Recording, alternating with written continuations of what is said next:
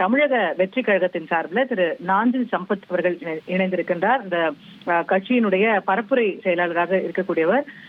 திரு நாஞ்சில் சம்பத், வணக்கம். தனித்து தான் போட்டியிடுறீங்க அப்படின்னு உறுதியாயிடுச்சு போல இருக்கு. வேட்பாளர் பட்டியலை எப்போ எதிர்பார்க்கலாம்?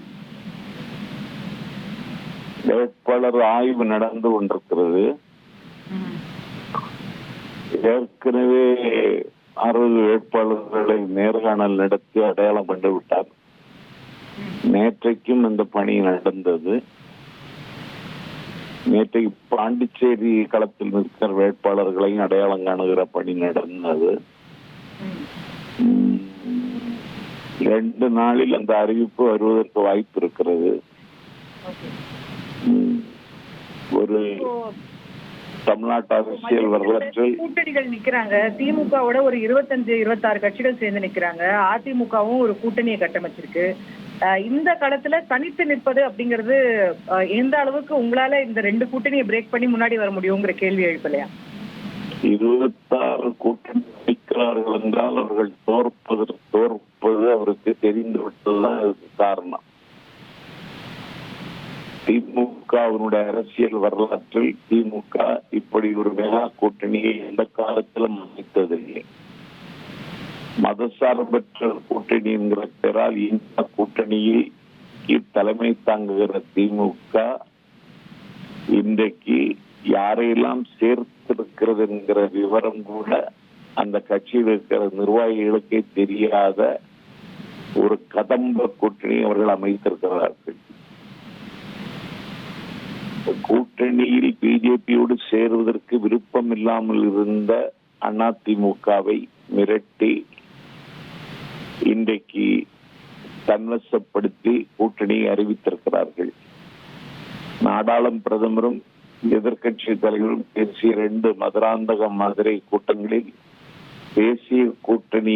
தேசிய ஜனநாயக கூட்டணியின் ஆட்சி அமையும் என்று பிரதமரும் அதிமுக ஆட்சி அமைப்போம் என்று எதிர்கட்சி தலைவரும் பகிரங்கமாகவே வெளிப்படையாகவே பேசினார்கள். ஒரு தேசிய கட்சியின் தலைவராக இருக்கிற பிஜேபி மாநில தலைவர் மதிப்பிற்குரிய நயினார் நாகேந்திரன் அமையப்போகும் மந்திரி சபையில் பிஜேபி அமைச்சர்கள் இருப்பார்கள் என்று அவர் அறிவிக்கிறார். ஆகவே எண்ணெயும் தண்ணீருமாகத்தான் அந்த கூட்டணி இருக்கிறது. 26 கூட்டணியில் கூட இன்னும் தொகுதி பங்கீடு பேச்சுவார்த்தை எல்லாம் இழுபறியில் இருக்கிறது. இந்த 2 மகா கூட்டணியையும் எதிர்த்து எங்கள் தலைவர் தனியாக நிற்கப் போகிறார் என்பது தமிழ்நாட்டு அரசியல் வரலாற்றில் தித்திப்பாக செய்தி. ஒரு பெரிய மாவீரன் களத்துக்கு வருகிறான் என்கிற ஒரு மனப்பான்மையில் தமிழக வெற்றி கழகத்தினுடைய தொண்டர்கள் மிகுந்த பெருமிதத்தோடு இருக்கிறார்கள்.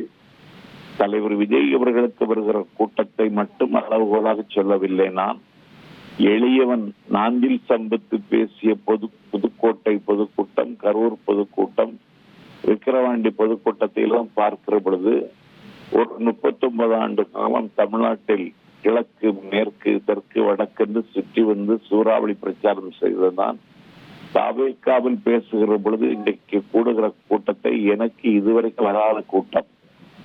ஆகவே ஆட்சி அதிகாரத்தை கைப்பற்றுவதற்கான போட்டியில் எங்கள் தலைவர் முந்துகிறார்.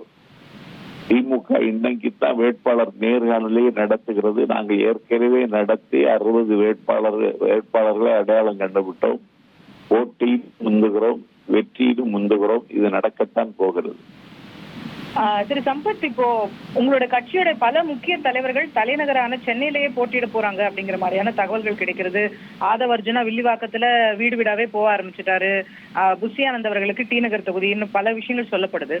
இப்ப எல்லாருமே ஒரே இடத்துல கான்சென்ட்ரேட் பண்ணி போட்டியிடுறதுன்றது ஒரு சரியான வியூகமா இருக்க முடியுமா? அவங்க தமிழ்நாடு முழுக்க முக்கிய தலைவர்கள் பிரிந்து நிற்கும் போது தானே அந்தந்த மண்டலத்துல ஆக்டிவேட் பண்றதுக்கு வசதியா இருக்கும். இது சரியான வியூகமா கருதுறீங்களா? இல்ல, அதாவது தலைநகர் சென்னையில ஆதவ அர்ஜுனாவும் பொதுச் செயலாளரும் நிற்கிறார்கள். அவர்கள் ஏற்கனவே அந்த தொகுதி அவர்களுக்கு ஒரு எதிர்பார்ப்பு இருந்திருக்கு. அது இப்போதுதான் உங்களுக்கும் எனக்கும் கூட இப்போதான் தெரிய வருது. ஆகவே வாய்ப்புள்ள இடத்தில் நின்று கொள்வது என்று அவர்கள் முடிவெடுத்திருக்கிறார்கள். வேற இடங்கள்ல மாவட்ட கழகத்தினுடைய செயலாளர்கள், புதிதாக சில புதிய முகங்கள், பல்கலைக்கழகத்தின் துணைவேந்தராக இருந்தவர்கள், வழக்கறிஞர்கள், டிஎஸ்பியாக இருந்தவர்கள் என்று நிறைய பேர் விருப்ப மனு தாக்கல் செய்திருக்கிறார்கள். தலைவர் என்ன முடிவுகள் தெரியும். அதனால ஒரே முகம் தான், விஜய் என்கிற முகத்துக்காகத்தான் ஓட்டு. அதனால பிரச்சாரத்துல நாங்க அதற்கு தகுந்தது மாதிரி வீகம் வகுத்து தேர்தலை துணிச்சலாக எதிர்கொள்வோம். அதற்கு நாங்கள் தயாராகிவிட்டோம். உங்கள் தந்தி1 தொலைக்காட்சியில் காதலும் கலகலப்பும் நிறைந்த ஒரு புத்தம் புதிய ஃபேண்டசி தொடர் ராஜா ராணி தினமும் இரவு 8 மணிக்கு.